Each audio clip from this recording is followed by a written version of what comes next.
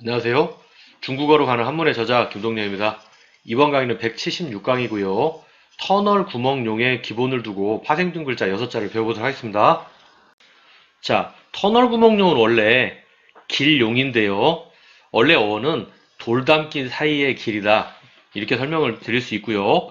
그 다음에 이것을 제가 별칭으로 터널 구멍용이라고 부르는 것은 길은 길인데 터널처럼 뻥 뚫린 구멍, 이것을 생각하면 좋다고 해서 제가 그렇게 붙여준 거고요. 그림에 보면 새가 들어있죠? 자, 오른쪽에 보면 새가 어떤 구멍 사이로 들락날락 하고 있죠?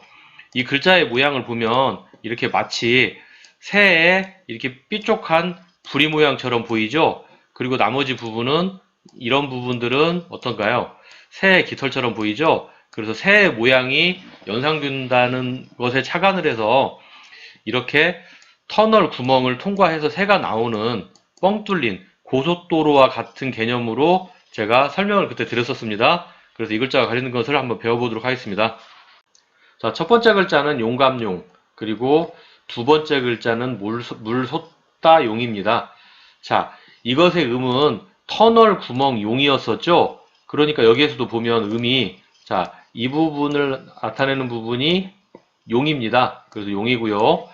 아래쪽도 보면 용이죠? 자, 용감하다라는 의미는 힘력에서 왔습니다. 그래서 아래쪽에 보면 이렇게, 자, 힘력자가 보이죠? 이 힘력자는 우리가 예전에, 자, 18강에서 배운 적이 있는데요. 그때 어원은 쟁기라고 말씀을 드렸었죠? 쟁기라는 것은 여기에 이렇게 생긴 부분이 지금 쟁기죠? 그래서 이 쟁기가 힘을 받죠? 이 소에 의해서. 그래서 그렇다고 말씀을 드렸었고요. 자, 다시 앞쪽으로 와서 쟁기, 힘력자, 힘에서 뭐가 나온다? 힘이 있는 곳에서 용기가 나온다. 그래서 용감용이라고 말씀드렸었고요. 우리가 생활 속에서는 용기 또는 용감 할 때 이 용자를 쓰고 있습니다. 그리고 아래쪽 글자 같은 경우에는, 자, 이 부분 오른쪽, 방금 전에 우리가 용감 용자 배웠죠? 그러니까 그대로 음은 용자입니다. 뜻을 나타내는 부분은 왼쪽에 있는데요. 왼쪽에 붙어 있는 것은 삼수변이죠? 자, 이렇게 삼수변이 왼쪽에 와서, 삼수변은 곧 물이기 때문에 물이 어떻다? 솟아오른다. 그래서 솟아오르는 물을 얘기하는 거고요. 생활 속에서는 우리가 용천수라고 합니다. 자, 전문적인 용어이기 때문에 모르시는 분들도 있는데요. 용천수는 땅에서 물이 솟아오르는 거 보고 용천수라고 합니다. 그래서 여기서는 용감용, 물솟다용을 배웠습니다. 자, 다음 글자는 통통, 그리고 아프다 통을 배우겠습니다. 통은 우리가 어떤 휴지통이나 이런 거 보면 속이 뻥 뚫려 있죠? 그래서 통나무의 속을 파낸 것입니다. 우리가 오른쪽에 있는 거, 이 부분을 터널 구멍용이라고 그때 제가 설명을 드렸었죠? 구멍. 뭘로? 자, 나무 구멍. 이것의 음은 지금 통인데요. 터널 구멍용이 세월이 지나면서 이렇게 통으로 바뀐 겁니다. 그래서 음은 일단 통이고요. 뜻을 나타내는 부분은 왼쪽에 있는데요. 왼쪽에 보면 이렇게 나무 목자가 들어가 있죠? 자, 나무 목자에서 나무를 어떻게 했다? 구멍을 팠다. 구멍을 파서 뭘 만들었다? 통을 만들었다. 그래서 우리가 생활 속에서는 자, 이렇게 휴지통, 이런 단어를 쓸 수 있고요. 자, 아래쪽 같은 경우에도, 자, 음이 일단은, 자, 통입니다. 용이 세월이 지나면서 통으로 바뀐 거고요. 나머지 부분은 병들단역인데요. 자, 병들단역은 우리가 6강에서 배운 적이 있습니다. 자, 그때 침대에 누운 사람, 자, 나무조각장, 이 부분이 나무조각장이라고 말씀을 드렸었죠? 나무조각은 곧 뭐다? 침대다. 왼쪽 부분이 나무조각장이죠?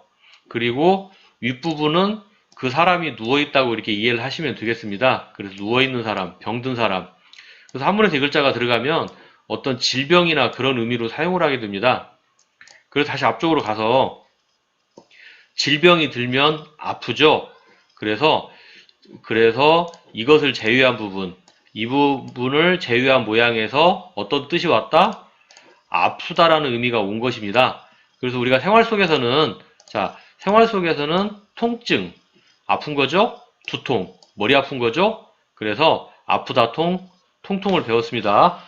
자, 다음 글자는 외우다 송, 그리고 통하다 통을 배우겠습니다. 외우다 송 같은 경우는 터널 구멍 용이 세월이 지나면서 이렇게 송으로 바뀐 겁니다. 그래서 이렇게 송. 뜻을 나타내는 부분은 왼쪽에 있는데요. 왼쪽에는 말 언자가 붙어 있죠. 말을 어떻게 한다? 말을 외운다. 그래서 외우다 송이라고 하고요. 우리가 생활 속에서는 뭔가를 암송한다 할 때 그 송을 씁니다. 자, 그리고 아래쪽 같은 경우에는 터널 구멍 용. 여기도 용이 이렇게 통으로 바뀌었네요. 그래서 이 부분을 통으로 보고 나머지 부분은 가다지입니다.